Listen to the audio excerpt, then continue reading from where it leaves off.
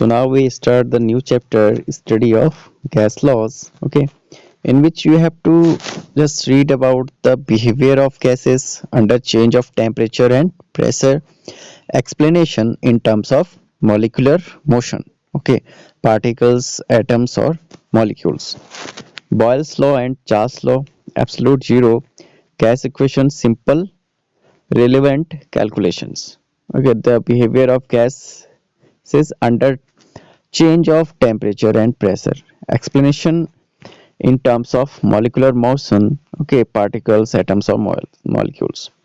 So in Boyle's law, you have to uh, just understand about its statement and you have to formulate its mathematical form, simple calculations. Same for Charles law, okay, and then you have to derive the gas equation P1 upon P1 V1 upon T1 is equal to P2 V2 upon T2, okay. We will discuss what is P and V in the later chapter, okay, about pressure, volume and temperature there. Then relationship, okay, relationship between Kelvin scale and Celsius scale of temperatures, okay, temperature, standard temperature and pressure. Then conversion of temperature from Celsius scale to Kelvin scale and vice versa. Okay, this question can be asked in exam also.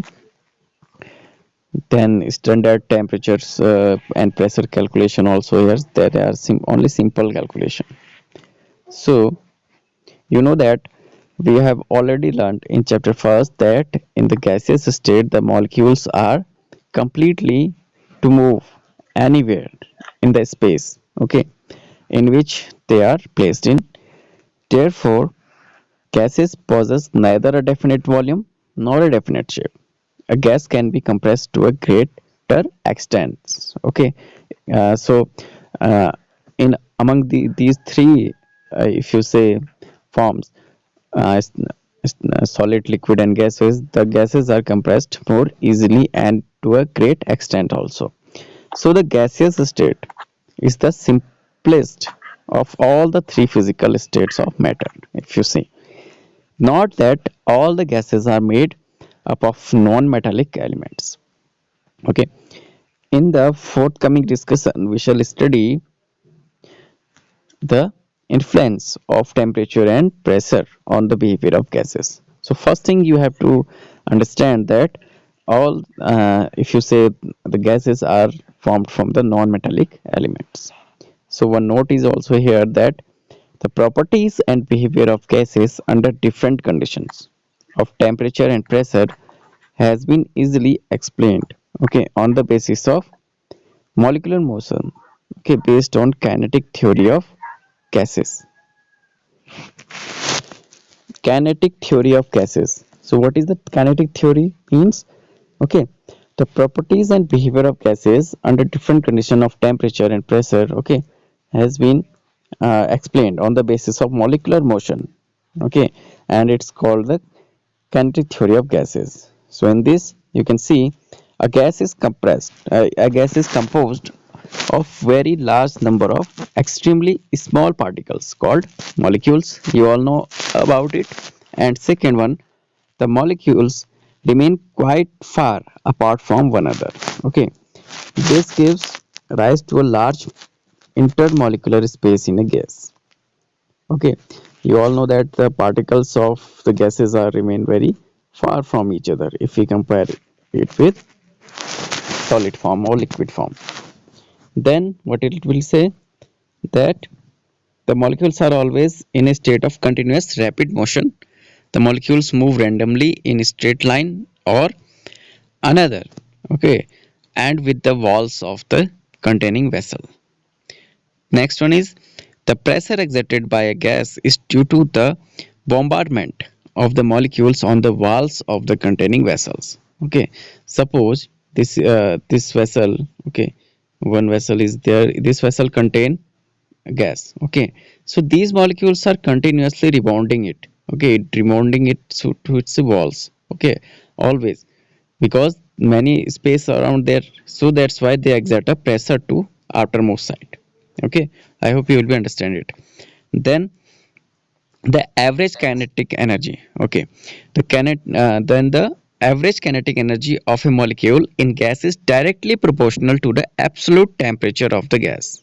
So if you see its kinetic energy is denoted by K, it's directly proportional to its temperature. Okay, so proportional marks you already understand, so you can denote by this like this. Okay, so this is the main things of this kinetic theory, that the average kinetic energy of a molecule in a gas is directly proportional to absolute temperature of the gas. Okay, it means it's increasing or decreasing on the basis of temperature because it is directly proportional to it. Then we will discuss about some properties and behavior of gases. Okay, and their explanation on the basis of molecular motion. So if you see shape and volume, gases have neither a definite shape nor a definite volume. You all know about it. Gases occupy the entire space of vessels in which they are placed in, and thus acquire the shape and volume of the vessel. Okay, so if we explain it, so how can we explain this shape and volume? The molecule of a gas are far apart from each other, as well as negligible force of attraction between them. Okay, gaseous molecules continuously move randomly and therefore occupy the entire space available to them. Okay, so this is I already explained to you. Their movement is restricted only by the walls of containing vessels. This is why they attain the shape of volume of containing vessels. Okay, if in one vessel it will contain, okay, so it will be inside it all gases or particles are there, it will live there. Okay, and exert the pressure. Second thing is pressure. So gases exert pressure, uniform pressure in all directions. Okay, uniform means एक समान रूप से. Okay, if you pressure to this wall also same, this wall also same, this wall also same, this wall also same. So they exert pressure uniform in all direction on the walls of containing vessels. In the respect, okay, in this respect, gases differ from solids and liquids which exert pressure usually partially downwards. So if you see, and you can imagine the weight of a stone, okay, it is always exert pressure downside. Okay, liquid also exert pressure downside, but only gases are exert pressure to the all in all directions or with a uniformity. How can we explain these things? The pressure exerted by a gas is due to continuous bombardment of its randomly you can say moving molecules on the walls of containing vessel. It has been found that at a particular temperature, if you see the number of molecules of a gas colliding against the walls of the containing vessel per unit time and per unit area is the same. Okay, sometimes they collide with each other also, but it is also same. This is why gases exert uniform pressure. Okay, so if you see the region of why gases exert uniform pressure in any vessel, this can be asked. So you have to know the answer. Then what about the density? Gases possess lower density. So you can see the densities of gases are much lower as compared to those of corresponding solids and liquids. Okay, so we explain it why as this happened, because due to the presence of large intermolecular space. Okay, intermolecular means within it. The number of molecules per unit volume of a gas is much lower as compared to solids and liquids. Okay, the number of molecules per unit volume is very low. As a result, the mass of a gas per unit volume is very small. Since density is defined as mass per unit volume, the gases have low density because we define density as the mass per unit volume. So their mass per unit volume is very low as compared to the solid and gases. That's why they have the low density. And the density of solid and liquids are reported in gram per ml, whereas the density of gas is reported in gram per liter. Okay, and you can see that it is explained gram per milliliter, and it is denoted by gram per liter. So this is the difference. Okay, then is diffusion.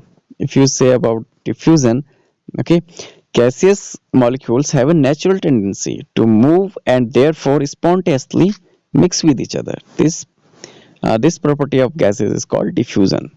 Okay, diffuse out diffusion. Okay, to you can say the move and therefore mixing with each other. Mainly about mixing we will use the term diffusion. Okay, mixing with some substances.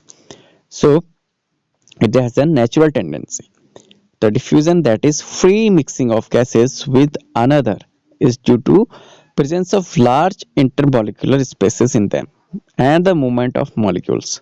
When two gases are brought in contact with each other, molecules of one gas enter into the intermolecular space of the other, and the mixture of the gases becomes homogeneous.